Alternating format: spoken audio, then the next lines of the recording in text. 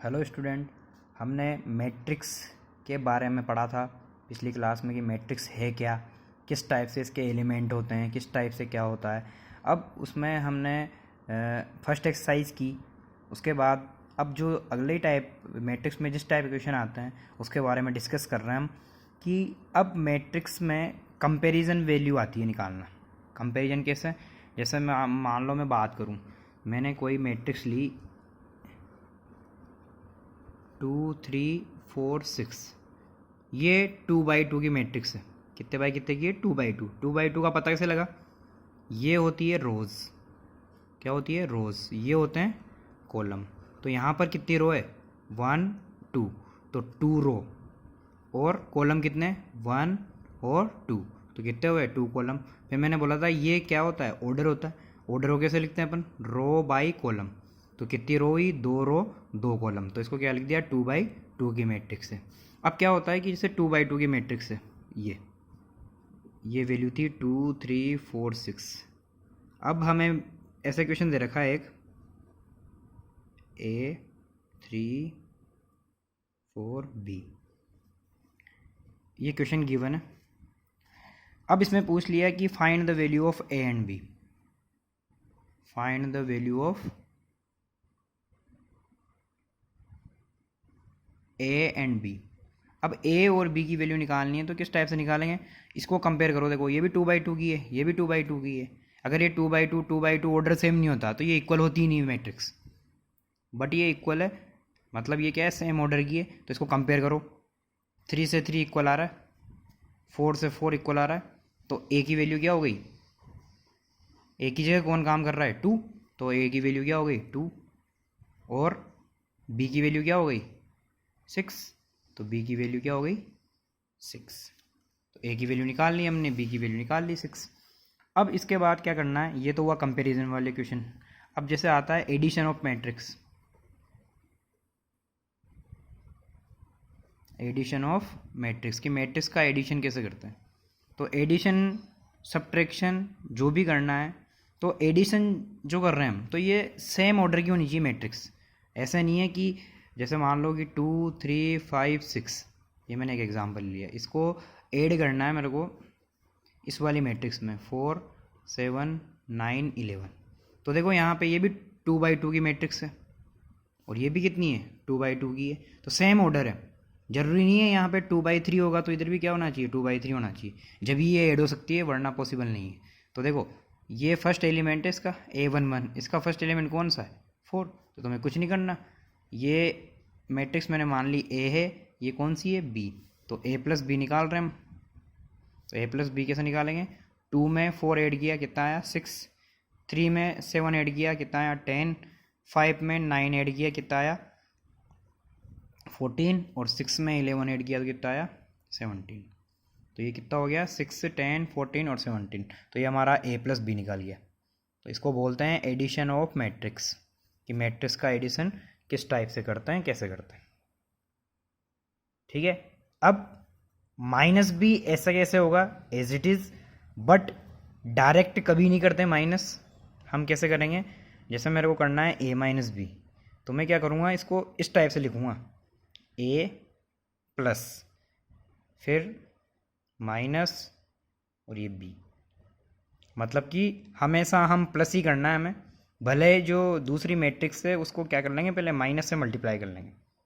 क्या कर लेंगे? माइनस से मल्टीप्लाई कर देंगे। तो ये हो गया A माइनस बी। इसको हम अभी एग्जाम्पल से चेक करेंगे। जैसे यही दो मैट्रिक्स है मान लो, इसको मुझे सब्ट्रैक्ट करना है। क्या करना है? सब्ट्रैक्ट करना है। तो मैं कैसे करूँगा? A माइनस बी करना है तो क्या लिखूँगा? A plus minus B. मतलब B वाली मैट्रिक्स को पहले किससे मल्टीप्लाई करूँगा? माइनस से। किससे करूँगा? माइनस से। और माइनस के आगे कुछ नहीं है तो मतलब क्या हुआ? -1। किससे मल्टीप्लाई कर रहा हूँ मैं? -1 से। तो B वाली मैट्रिक्स कहाँ थी?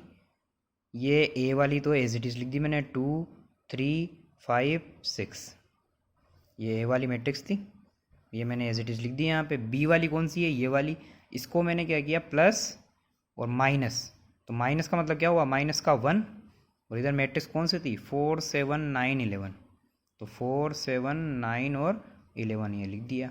अब देखो माइनस से जब भी किसी मैट्रिक्स को हम बाहर कोई एलिमेंट हो अगर उस वो मल्टीप्लाई में उस मैट्रिक्स के, तो वो एलिमेंट हर एक एलिमेंट से मल्टीप्लाई होगा। ये नहीं है कि ये -1 ओनली 4 से हो जाएगा या 7 से हो जाएगा, ये इस मैट्रिक्स में जितने भी एलिमेंट होंगे सबसे मल्टीप्लाई होगा। कैसे चेक करते हैं, 2 3 5 6 प्लस ये -1 अंदर गया तो 4 के पास जाएगा तो क्या हो गया है माइनस का 4, 7 के पास गया तो माइनस का 7, 9 के पास गया तो माइनस का 9 और 11 के पास गया तो माइनस का 11। अब प्लस करना हमने सीखा ही है, ये भी 2/2 की है, ये भी 2/2 की है। 2 - 4 क्या होगा माइनस का 2, 3 - 7 कितना होगा माइनस का 4, 5 - 9 कितना होगा माइनस का 4 और 6 - 11 कितना होगा माइनस का 5। तो ये 2/2 की मैट्रिक्स निकल गई और ये क्या आ गया अपना आंसर, A - B का आंसर हो गया। तो A - B कुछ नया नहीं है, प्लस ही करना है बस। जो सेकंड वाली जो मैट्रिक्स होती है उसको क्या करना है -1 से मल्टीप्लाई करना है, देन ऐड करना है। तो ये हमारी हो गई एडिशन ऑफ मैट्रिक्स। क्या हो गया, एडिशन ऑफ मैट्रिक्स। अब इसके बाद हम देखते हैं, ये एडिशन हो गया, ये सब्ट्रैक्ट हो गया। अब मल्टीप्लिकेशन मोस्ट इंपॉर्टेंट टॉपिक है, वो बाद में देखेंगे। पहले हम पढ़ रहे हैं टाइप ऑफ मैट्रिक्स। क्या पढ़ रहे हैं, टाइप ऑफ मैट्रिक्स। तो टाइप ऑफ मैट्रिक्स के लिए ध्यान से देखना, मैट्रिक्स क्या, टाइप ऑफ मैट्रिक्स क्या है। देखो मैट्रिक्स के भी टाइप होते हैं, तो टाइप ऑफ मैट्रिक्स में बहुत सारे टाइप की मैट्रिक्स होती है। पहली आती है रो मैट्रिक्स।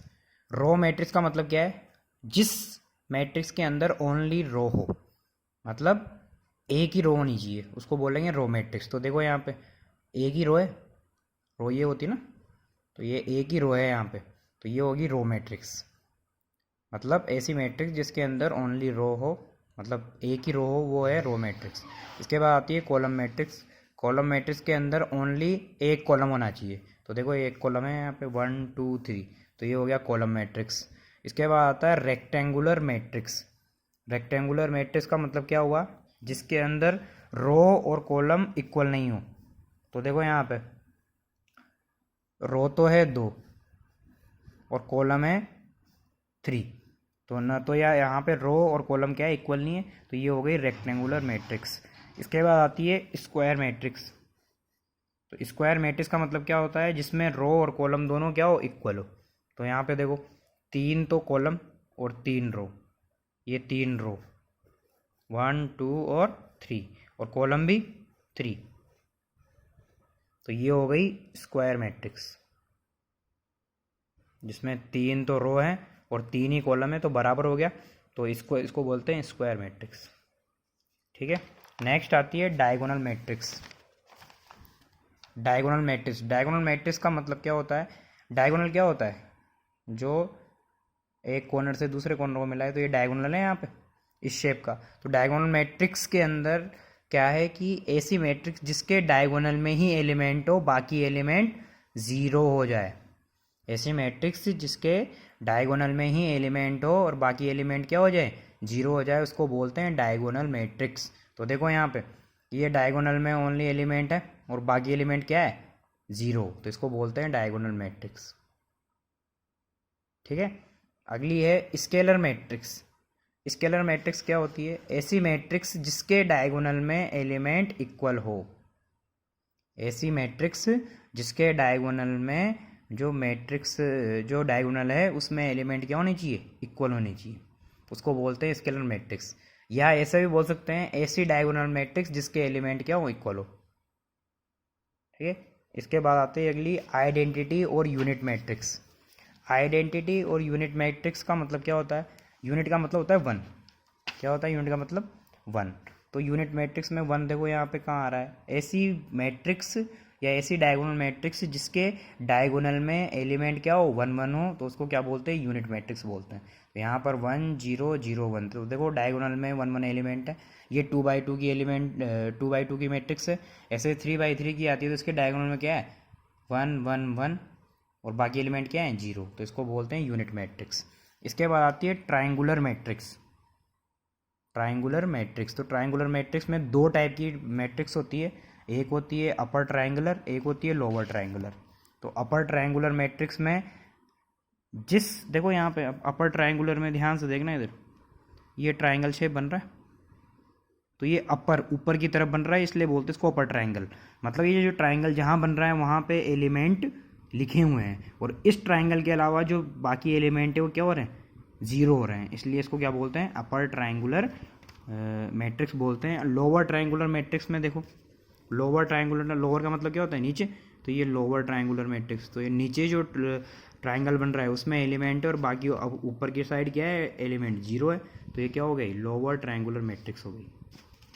ठीक है, इसके बाद नेक्स्ट आती है नल और जीरो मैट्रिक्स। नल और जीरो मैट्रिक्स का मतलब क्या है, ऐसी मैट्रिक्स जिसके सारे एलिमेंट क्या हो जाए, जीरो हो जाए। तो देखो ये 2x2 की मैट्रिक्स है, इसमें 0 0 0 0 आ रहे हैं, तो ये क्या हो गई, जीरो मैट्रिक्स हो गई। अगली वाली पे आते हैं, ये 3x3 की मैट्रिक्स है, इसमें भी सारे एलिमेंट क्या हो गए, जीरो, तो इसको भी क्या बोलेंगे, जीरो मैट्रिक्स बोलेंगे। तो ये टाइप ऑफ मैट्रिक्स थे हमारे। ठीक है, अब ये तुम्हें क्या करना है, अपनी नोटबुक में नोट करना है,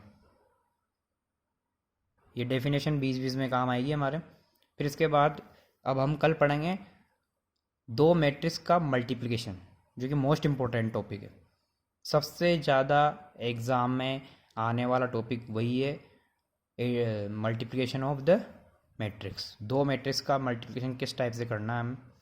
ठीक है, तो आज के लिए इतना काफ़ी है। Okay, thank you.